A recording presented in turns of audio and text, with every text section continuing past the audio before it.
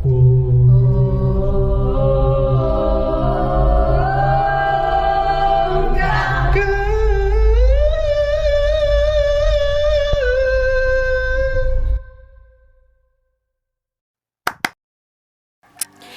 araw mga kakungka, at ako nga pala si Marie, at sa video na ito, aking ilalahad kung ano nga ba ang development communication.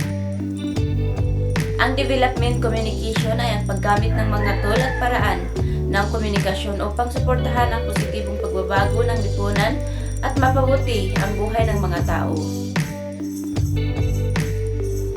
Ito ay isang multidisiplinaryo na larangan na nagsasama ng pag-aaral ng komunikasyon at pag-unlad.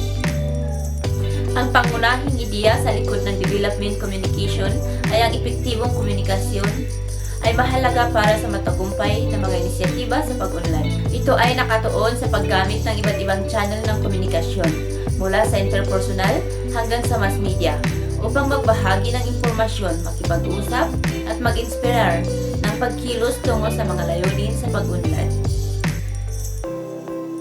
Ang ilang pangunahing aspeto ng development communication ay ang mga participatory na pamamaraan na nakikipag-ugnayan sa mga komunidad, pagtutugma ng mga mensahe at channel sa lokal na konteksto, pagsasama ng komunikasyon sa iba pang mga interbensyon sa pag-unlad, at paggamit ng bagong digital na teknolohiya.